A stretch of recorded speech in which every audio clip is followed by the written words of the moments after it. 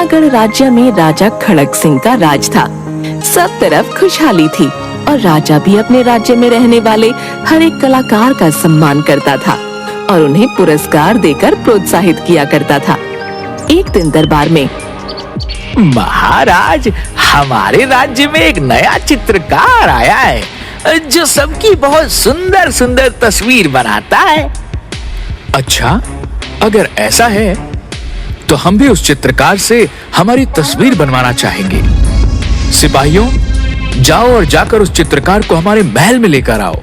मैं भी अपनी तस्वीर बनवाऊंगा और फिर मैं उस तस्वीर को अलग अलग राज्यों में पहुंचवाऊंगा ताकि मुझे कोई अच्छी सी राजकुमारी पसंद कर ले। आपको और कोई राजकुमारी पसंद करे? यह तो हो ही नहीं सकता। शक्ल देखी है आपने अपनी कभी? अगले दिन उस चित्रकार को महल में बुलवाया जाता है। महाराज की जय हो। तो तुम ही हो वह चित्रकार जिसके बारे में हमने इतनी तारीफ सुनी थी? हाँ महाराज, मैं हूँ चित्रकार छबीला। आदेश कीजिए महाराज, क्या हुक्म है?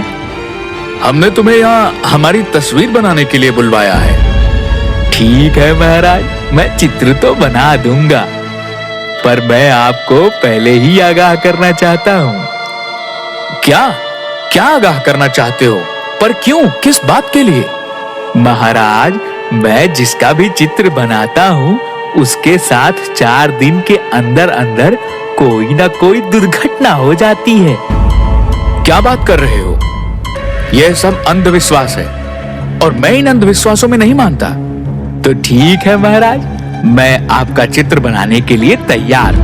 फिर चित्रकार राजा का चित्र बनाने लगता है। छबीला जी, आप मेरी भी एक तस्वीर बनाना ताकि मुझे भी कोई सुंदर सी राजकुमारी पसंद कर ले।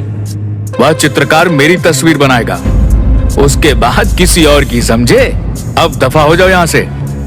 चित्रकार राजा की बहुत सुंदर तस्वीर बना देता है। राजा उसे देखकर बहुत खुश हो जाता है।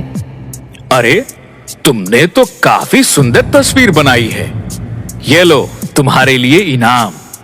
राजा सोने के सिक्कों से भरी एक पोटली चित्रकार को देता है। ठीक है महाराज, तो मैं चलता हूँ, पर याद रखना, मैं जिस किसी की भी तस्वीर बनाता हूँ उसके साथ कुछ ना कुछ बुरा होता है। अरे, जिसको ऐसी बीवी और ऐसा बेटा मिला हो उसके साथ और क्या बुरा हो सकता है? रानी गुस्से से राजा की तरफ देखती है। मेरा मतलब है कि जिसको ऐसी बीवी और ऐसा बेटा मिला हो उसके साथ कुछ गलत हो ही नहीं सकता ना। अरे, ऐसे कैसे हम आपको जाने दे सकते हैं? अभी तो आपको हमारी भी तस्वीर बनानी है, आप भूल गए। चलिए हमारे साथ और हमारी भी तस्वीर बनाएं। जो हुकुम युवराज। फिर चित्रकार प्रताप की तस्वीर बनाने के लिए उसके साथ जाने लगता है। तभी महाराज के ऊपर झूमर गिरते गिरते बच जाता है। सब लोग बहुत हैरान हो जाते हैं। देखिए, मैंने कहा था ना, मैं जिस किसी की भी तस्वीर बनाता हूँ उसके साथ बुरा होने लगता है। अरे, ये तो एक इत्तेफाक है, कुछ बुरा नहीं होता। फिर थोड़ी देर बाद राजा का पैर फिसल जाता है और राजा गिर जाता है। अय्यो! अरे महाराज, आपको मैंने कितनी बार कहा है कि थोड़ा वजन कम कर लीजिए। देखिए, आपके गिरने से महल का फर्श टूट गया। अरे रानी साहिबा, हम गिर गए हैं, आपको हमसे ज्यादा महल की फर्श की पड़ी है। अब हाथ दीजिए और उठाइए हमें। अब महाराज, कहीं ऐसा तो नहीं कि यह चित्रकार सच कह रहा है? अगर इसके चित्र बनाने में आपकी जान पर कोई खतरा हुआ तो? अरे नहीं मंत्री जी, आप ऐसे ही परेशान हो रहे हैं। नहीं महाराज, हम इन बातों को ऐसे नजरअंदाज नहीं कर सकते। तभी राजा के पास से एक खंजर उड़ता हुआ निकल जाता है। सिपाहियों, जरा देखो कौन है वहाँ पर। सब लोग राजा के लिए बहुत ही परेशान हो जाते हैं। सिपाहियों, महाराज की सुरक्षा में कड़ा पहरा लगाया जाए और ध्यान रखना, महल में कोई भी अनजान व्यक्ति बिना इजाजत के नहीं आना चाहिए। जो हुकुम मंत्री जी। फिर महल में कड़ा पहरा लगा दिया जाता है और राजा के कक्ष के बाहर भी तिगुना पहरा लगा दिया जाता है। हे भगवान, सिपाहियों, महामंत्री, जल्दी आओ। महाराज, महाराज उठिए ना महाराज, उठिए महाराज। क्या हुआ रानी साहिबा? महामंत्री, ये देखिए महाराज को क्या हुआ, ये उठ ही नहीं रहे हैं। अब मैं क्या करूंगी, मेरा सुहाग उजड़ गया, मैं कैसे सजूंगी, कैसे संवरूंगी। महाराज, आपको मेरे महंगे जेवरों की कसम, आपको उठना ही होगा। अब मैं इन महंगे जेवरातों का क्या करूंगी। उठ जाइए ना महाराज, उठ जाइए, मैं बिना सजे संवरे कैसे दिखूंगी, आप ही बताइए ना महाराज। उठ जाइए महाराज, उठ जाइए।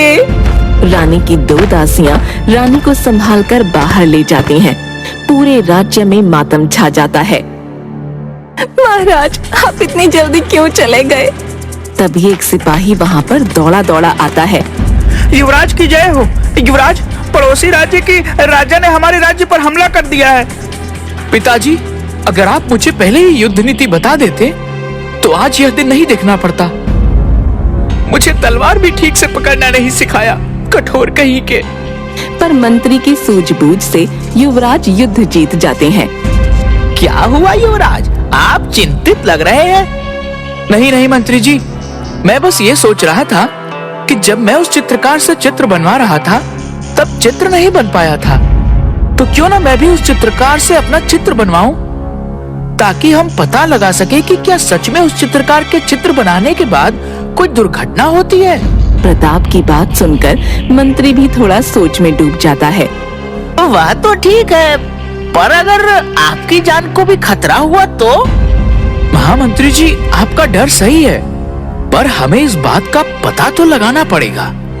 अगले दिन फिर से उस चित्रकार को बुलवाया जाता है। महाराज, मुझे फिर से क्यों बुलाया है? क्या आज्ञा है मेरे लिए? चित्रकार छबीला, हम यह चाहते हैं कि आप हमारी भी एक तस्वीर बनाएं। पर युवराज, आपको तो पता है कि मेरे चित्रकारी की वजह से महाराज का निधन हो गया, और आप फिर भी मुझसे अपना चित्र बनवाना चाहते हैं। आपसे जितना कहा जाए बस आप उतना ही कीजिए। फिर चित्रकार प्रताप की एक तस्वीर बना देता है। चित्रकार छबीला, आपने हमारी तस्वीर तो बहुत सुंदर बनाई है, पर आपको कुछ दिन हमारे महल में ही रुकना होगा। जो आज्ञा महाराज। उसी रात को एक नकाबपोश युवराज के कमरे में युवराज को मारने के लिए पहुंच जाता है। तभी वहाँ पर मंत्री आ जाता है और वो नकाबपोश भाग जाता है। युवराज, मैंने अभी अभी यहाँ पर किसी को देखा। पर यहाँ तो मेरे अलावा और कोई नहीं था। जरूर आपको वहम हुआ होगा। नहीं युवराज, महाराज की मौत के बाद हमें और भी सतर्क रहना होगा। हम किसी भी बात को हल्के में नहीं ले सकते। ठीक है महामंत्री जी, पर आप अभी अपने कक्ष में जाकर आराम कीजिए। रानी भी अच्छे चित्र बनवाने के लालच में उस चित्रकार के पास पहुंच जाती है। चित्रकार छबीला, हम तुम्हें आदेश देते हैं कि तुम हमारी एक ऐसी तस्वीर बनाओ जिसमें हम बिना सजे संवरे भी बहुत सुंदर दिखें। आसपास के राज्यों की सभी रानियां उस चित्र को देखकर हमसे जलें। चित्रकार रानी की भी तस्वीर बना देता है और अपने कमरे में सोने के लिए चला जाता है। सिपाहियों, महामंत्री जी को जल्दी से बुलाया जाए।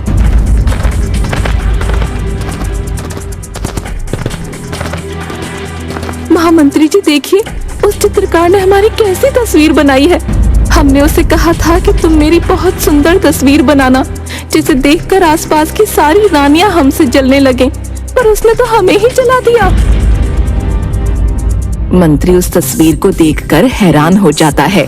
इस तस्वीर के मुताबिक आपका चेहरा जला हुआ है, मतलब आपके साथ भी ऐसी ही कुछ घटना होने वाली है। आप जरा सावधान रहना। तभी रानी की एक दासी गर्म पानी लेकर आती है और रानी का हाथ उससे जल जाता है। रानी इस वाक्य से घबरा जाती है। मुझे बचाइए, मैं अपने सुंदर चेहरे को इतना बुरा नहीं देख सकती। मुझे बचाएं महामंत्री, मुझे बचाइए। अगली सुबह प्रताप तलवारबाजी का अभ्यास कर रहा था। तभी तलवार लगने से उसका हाथ कट जाता है। दूसरी तरफ जब रानी रसोई का मुआयना करने गई तो उसकी आंखों में मिर्ची चली जाती है। दोनों मंत्री के पास जाते हैं और मंत्री को सारी बात बताते हैं। मंत्री सारी बातें सुनकर बहुत हैरान हो जाता है। मतलब उस चित्रकार के चित्र बनाने के बाद सच में कोई ना कोई दुर्घटना होती है, पर ऐसा कैसे हो सकता है? महारानी जी और युवराज, आप दोनों अपना ध्यान रखिए और थोड़ी ज्यादा सतर्कता बरतिए। ठीक है मंत्री जी। आज 4 दिन हो गए हैं मेरी तस्वीर बने। मतलब आज मेरे साथ कुछ ना कुछ घटना होने वाली है। मुझे सावधान रहना होगा। रात को एक नकाबपोश फिर से युवराज पर हमला करने आता है। वो युवराज के सीने में छुरा घोंप देता है। तब पीछे से युवराज उसे पकड़ लेता है। सिपाहियों, सिपाहियों, जल्दी इस नकाबपोश को पकड़ो। सभी वहाँ पर पहुँच जाते हैं। क्या हुआ युवराज? ये नकाबपोश हमारी जान लेने के लिए हमारे कमरे में घुस आया था। तुम मेरे बेटे को मारना चाहते थे? ये ले। तुम? अच्छा, तो वह तुम ही थे जिसने मेरे पिताजी को भी मार डाला और अब मुझे मारना चाहते हो। ये ले, तूने मेरी इतनी बदसूरत तस्वीर बनाई और अब तू मेरे बेटे को भी मारना चाहता था। मुझे माफ कर दीजिए रानी साहिबा, युवराज मुझे छोड़ दीजिए। इन सब में मेरी कोई गलती नहीं है। तुम्हारी गलती नहीं है। तुमने मेरी इतनी बदसूरत तस्वीर बनाई और कहता है कि मेरी गलती नहीं है। पता तुझे यहाँ किसने भेजा था? मुझे माफ कर दीजिए, इसमें मेरी कोई गलती नहीं है। मुझे ये सब करने के लिए आपके ही महामंत्री ने कहा था और ये सारा षड्यंत्र भी उन्हीं का था। क्या? महामंत्री जी का? तभी मंत्री उसकी तलवार निकालकर प्रताप को मारने के लिए आगे बढ़ता है, पर एक सिपाही मंत्री का हाथ पकड़ लेता है। तुम्हें क्या लगता है तुम हमारे राज्य को हड़प लोगे और हम कुछ नहीं कर पाएंगे? और फिर वो सिपाही अपनी दाढ़ी मूंछ निकालकर राजा के भेष में आ जाता है। सिपाहियों, पकड़ लो इन्हें। सब लोग हैरान हो जाते हैं। महाराज, आप जिंदा हैं? हाँ, मैं जिंदा हूँ। मुझे इस चित्रकार पर तो पहले से ही शक था, पर महामंत्री, मैंने तुमसे ये उम्मीद नहीं की थी। बोलो, क्यों किया तुमने ये सब? मुझे तो पहले से ही बदला लेना था। मैंने बहुत बार तुम्हें मारने की कोशिश की थी, पर मेरी सारी कोशिशें नाकामयाब रहीं। पर तुम मुझे क्यों मारना चाहते थे? यह तुम पूछ रहे हो कि मैं तुम्हें क्यों मारना चाहता था? बचपन से ही तुम्हारे और मेरे बीच में जो भी प्रतियोगिता रही, वो हमेशा तुम जीत जाते थे। और तो और, जब हम दोनों स्वयंवर के लिए गए, तब मुझे पहली नजर में रानी से प्रेम हो गया। तब भी स्वयंवर जीतकर रानी भी तुमने हासिल कर ली। उस दिन से ही मैंने यह फैसला ले लिया था कि मैं तुम्हें मारकर तुम्हारा राज्य छीन लूंगा, पर तुम हर बार बच जाते। इसीलिए मैंने युवराज को भी युद्ध नीति से दूर रखा, ताकि तुम्हारे बाद यह मूर्ख युवराज कुछ ना कर सके। सिपाहियों, ले जाओ मंत्री को और इस चित्रकार को भी। महाराज जी, आपने कितना बढ़िया षड्यंत्र रचा। आप जिंदा हैं। मैं अपने सारे गहने पहन सकती हूँ। हाँ, मैं जिंदा हूँ। बस मैं मरने का नाटक कर रहा था। मुझे इस चित्रकार पर शुरू से ही शक था, पर मेरा शक यकीन में तब बदला जब मैंने इस चित्रकार को किसी से बात करते हुए सुना कि उसने मेरे दूध में जहर मिला दिया है, और फिर मैंने वह दूध फेंक दिया और मरने का नाटक किया, ताकि मैं इनकी हरकतों पर नजर रख सकूं और इनके षड्यंत्रों का पर्दाफाश कर सकूं। वो सब तो ठीक है, पर उस चित्रकार से मेरी एक सुंदर सी तस्वीर जरूर बनवा दीजिएगा। ये सुनकर सब लोग जोर जोर से हंसने लगते हैं।